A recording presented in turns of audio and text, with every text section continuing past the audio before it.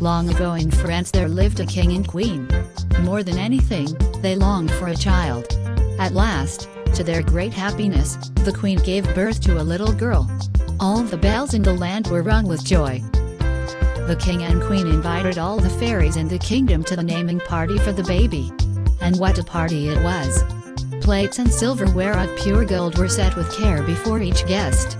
But one fairy, Maleficent, who had left 50 years before and had not been seen in all that time, showed up at the door. Quickly the king and queen found a place setting for the new guest. But alas, the plate and the silverware were not of pure gold. This made the old fairy very angry. Soon it was time for each fairy to give her blessing to the baby. When it came to Maleficent's turn, she stood up and pointed her long finger at the sleeping baby girl in the cradle. "Azoic, I declare, before all of you," Maleficent called out, "that this child, on her 16th birthday, shall prick her finger on the spindle of a spinning wheel, and die." With a whoosh of smoke, the evil fairy vanished. Everyone cried out with alarm, as you can imagine. But one fairy had not yet given her blessing. The king and queen asked this fairy, whose name was Merryweather, to reverse the curse. Merryweather shook her head sadly. That was not possible. But she could soften the curse. "Azoic, on her 16th birthday," she said, "when the princess pricks her finger on the spinning wheel, instead of dying she will fall asleep for 100 years. 100 years, said the queen. "After our daughter turns 16, we will not know her anymore." The king ordered every spinning wheel in the kingdom to be brought to the palace and burned. To be extra sure the princess would not be anywhere near a spinning wheel, he also ordered the fairy Merryweather, along with 2 other fairies, Flora and Fauna, to take the baby far away. The fairies would raise the child in a cottage, deep in the woods. There, they would keep her safe until after her 16th birthday. After that day it would be safe to bring back the princess, who had been named Aurora, to the castle. Aurora grew up knowing no others than the 3 fairies, whom she knew as her aunts. The animals of the forest were her friends. The birds and the deer, the chipmunks and the rabbits, followed her around as she fed them treats and cooed to them. From the time she was little, Aurora was told she must stay inside the hills that surrounded them. She did not mind that in the least. The woods were wide and deep inside the hills, and there was plenty of room for her to play. One day, Aurora came home to the cottage to find her 3 aunts preparing for a party. "What's going on?" she said. "Tonight we will celebrate your 16th birthday," said Flora. "Azoic, it is," said Aurora. "That means tomorrow I go back to the castle." "Yes," said Merryweather.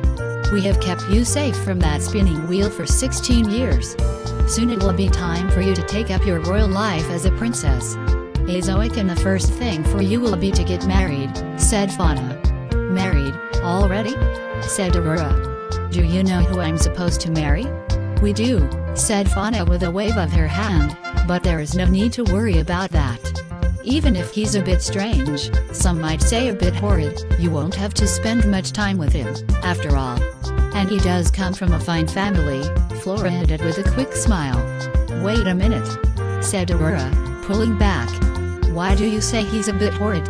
"It's best not focus on such things, dear," said Merryweather. "Just do everything your husband tells you to do," said Flora, "and you will be fine." "This is not turning out like I thought," cried Aurora. "How long do I have to stay married?"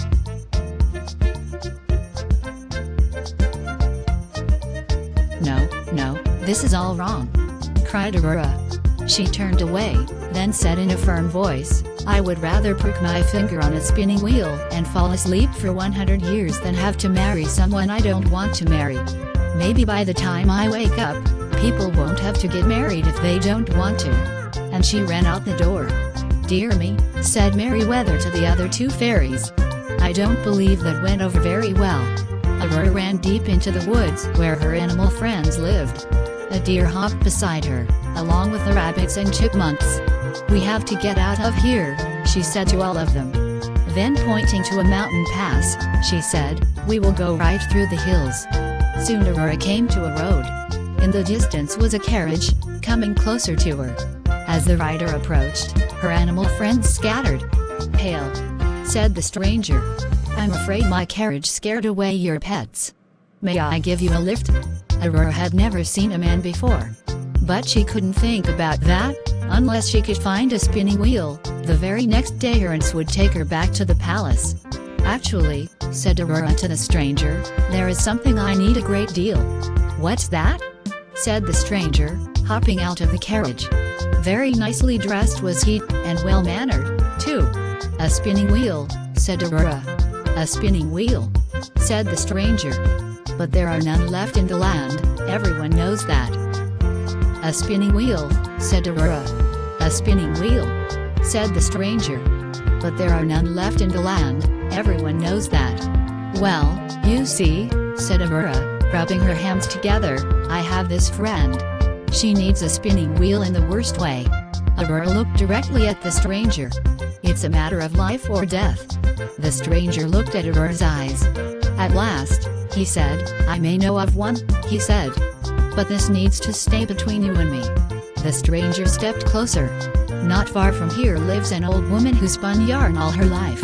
When the orders came to burn all the spinning wheels, she could not bear to let go of her beloved spinning wheel since it had been in her family for many years. She came to me, he said, pointing down the road, as I'm a prince from the next kingdom. She begged me to let her store it away safely. So I put it in the attic room of my castle tower, where no one ever goes, until the 16 years had passed.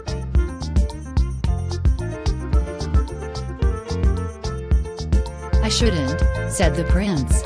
Then after a moment, he said, but I will. She stepped onto his carriage. Soon they were at the tower, and they both stepped out. The prince said, this is not for your friend, is it? Thank you for taking me here, said Aurora. I will always remember your kindness. Now if you please, I must do what I must do. Aurora turned and went up the tower stairs to the very last stair. The door in front of her creaked open. Inside, all was dark and musty.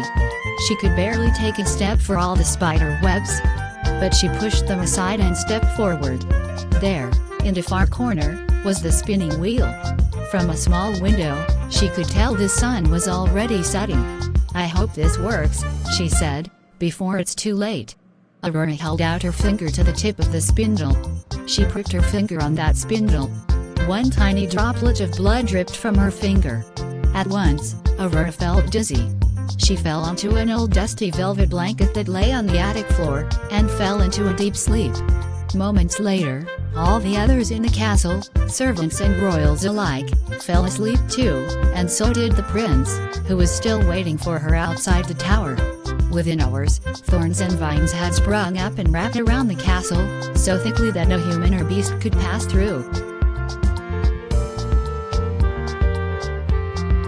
After 100 years had passed, Aurora blinked her eyes awake.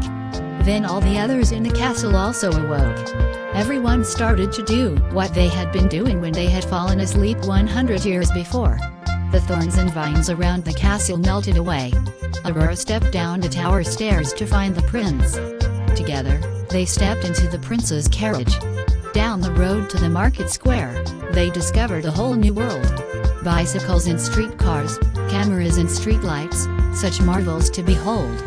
Perhaps best of all, they learned that in this strange new time, it was quite all right for young women and men to get to know each other, if that's what they wanted to do, and even perhaps to fall in love.